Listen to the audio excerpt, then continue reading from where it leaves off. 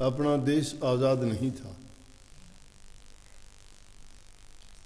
अंग्रेज़ों का शासन था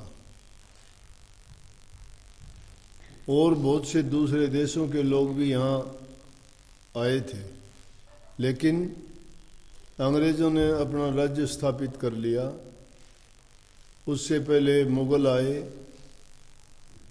डच आए, फ्रांसीसी आए और इस तरह से आते आते जब अंग्रेज़ आए तो उन्होंने तो इस देश पर अपना ही शासन स्थापित करके हमें गुलाम बना के रखा। हम ना आज़ादी से कोई काम कर सकते थे, ना हम किसी प्रकार का शिक्षा प्राप्त करना या मनमर्जी के कोई भी काम अगर चाहते तो नहीं कर सकते थे। देश आज़ाद हुआ 15 अगस्त 1947 को, उस स्वतंत्रता दिवस मनाया जाता है। स्वतंत्रता क्या थी? उस दिन ये घोषणा हो गई थी कि हम आज़ाद हो चुके हैं और हमारा देश अब अंग्रेज़ों के अधीन नहीं रहेगा। लेकिन वो एक गुलामी का जुआ उतार के फेंका गया था।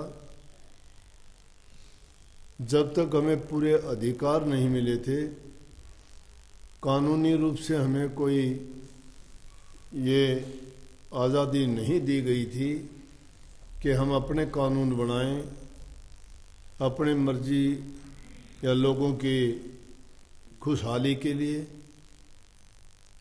उनको स्वतंत्रता के लिए और उनके अधिकारों की रक्षा के लिए स्वयं अपने कानून बना के हमारे देश के बहुत प्रबुद्ध लोगों ने बहुत सोच समझ के दुनिया के दूसरे संविधानों को देख के उन अच्छे अच्छे कानूनों को अपने एक कानून की पुस्तक बनाई जिसका नाम संविधान है। संविधान बाबा साहेब अम्बेडकर उसके मुख्य थे, संविधान निर्माता, जिसमें सब प्रकार के कानून, अधिकार, कर्तव्य कि हमें किन कर्तव्यों का पालन करना चाहिए, किस कानून को हमें मानना चाहिए, हमारे अधिकारों की रक्षा के लिए अलग कानून बनाए गए, कानून के तोड़ने वालों को सज़ा का प्रावधान। इस प्रकार से अब ये नहीं थी कि कोई भी मन मर्जी का कानून हमारे ऊपर थोपा गया, वरन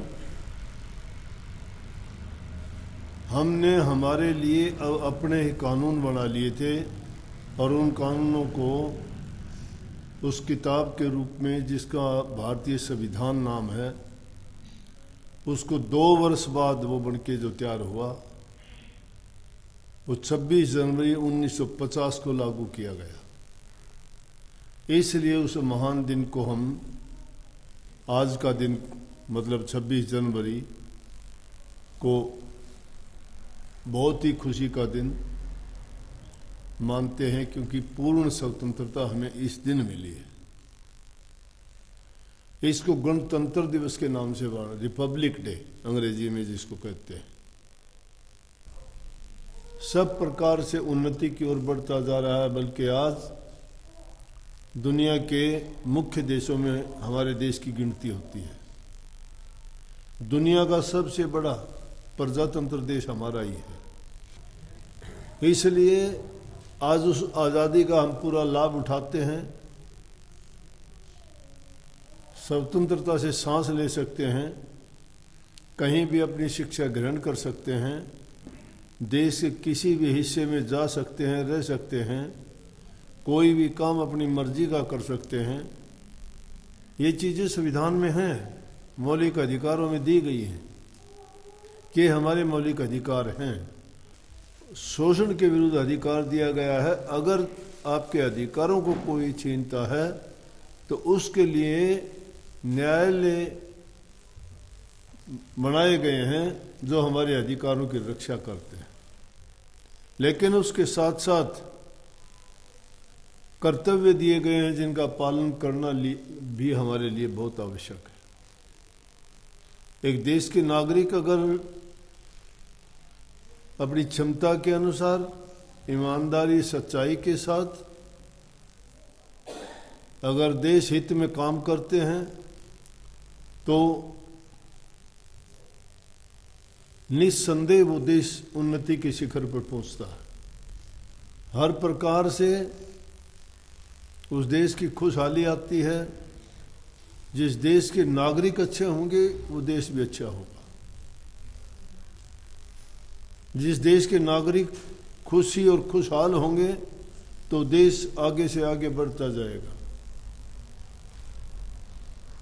इसलिए अब हमें जो पूर्ण आज़ादी है काम करने की, उससे हमें पूरे अधिकार मिलने से हम जो काम पहले किसी और के लिए करते थे, आज जो कार्य हम अपने लिए करते हैं, अपने देश के लिए करते हैं, हमारे अपने देश के प्रति वफादारी, प्रेम, श्रद्धा इसलिए है कि क्योंकि जिस देश में हम पैदा हुए हैं तो हमारा उसके लिए कर्तव्य बनता है कि हम उसका उन्नति के शिखर पर उसको लेके जाएं और देश हित में काम करें, देश प्रेमी बने। राष्ट्र हित जिसको कहते हैं, अपना हित जो हम अच्छा करेंगे तो ही राष्ट्र हित के लिए आगे बढ़ेंगे। तो प्रथम इकाई इंसान है। जो इंसान उत्तम काम करता है, दूसरों को भी उत्तम काम करने की प्रेरणा देता है, उस देश के नागरिक जब अच्छे होंगे तो ये कहने की जरूरत नहीं है, देश अपने आप ही ऊंचाइयों की ओर जाएगा। जिन देशों में आज़ादी नहीं मिली उन लोगों से पूछ के देखें कि उनके साथ किस प्रकार का व्यवहार होता है। हमारे साथ भी सन 1947 से पहले ऐसा ही होता था। पशुओं की तरह से इंसानों से काम लिया जाता था, परंतु आज उस आज़ादी को पाके, उस स्वतंत्रता मिलने के बाद अगर हम निषिद्ध कार्य करते हैं, कानून के विरुद्ध काम करते हैं या देश और राष्ट्र के हित में किसी प्रकार की बाधा बनते हैं, राष्ट्रद्रोह करते हैं, तो हम देश के सच्चे नागरिक नहीं। और जो ऐसा करता है वो देश के हित में काम नहीं करता, तो अच्छा नागरिक नहीं कहा जा सकता। अच्छे नागरिक बनाने से ही राष्ट्र उन्नति करता है। इसलिए हमें चाहिए कि अच्छे से अच्छे कार्य करें, सबके हित की बात करें, सबके समान रूप से सभी धर्मों का आदर करें। इस राष्ट्रगान का मतलब है बंगाल से लेके कन्याकुमारी तक हम एक है। किसी भी जाति, धर्म, प्रदेश, कोई भी कैसा हो, हमें हिंदुस्तानी भारतवासी हैं। समझ गए? इसकी जय हो इस देश की, इस मुल्क की, हमारे राष्ट्र की। लेकिन ये जब राष्ट्र का गीत गाते हैं तो सबको एकदम सावधान अवस्था में खड़ा हो जाना चाहिए। और सावधान अवस्था में खड़े होकर जब हैं, क्योंकि राष्ट्र का गीत राष्ट्र को सम्मान देना है। जो जहाँ जिस जगह पे हो उसी जगह सीधा खड़ा होके इसको सम्मान दे और इस गीत को सबके को याद भी होना चाहिए। जो राष्ट्र प्रेमी है उनको सबको याद है, क्योंकि जब अपने राष्ट्र का गीत, राष्ट्रीय गान याद नहीं है तो उसको क्या याद है। इसलिए आप सबसे मैं गुजारिश करूंगा कि हम भी उस राष्ट्र गीत को एक बार खड़े होकर सावधान की हालत में सभी जन गण मन अधिनायक जय हे भारत भाग्य विधाता।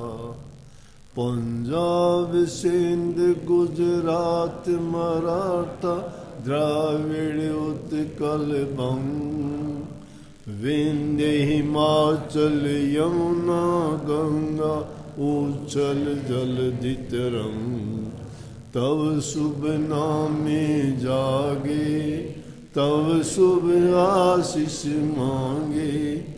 गाए तब जय गाथा जनगण मंगलदायक जय हे भारत भाग्य विधाता।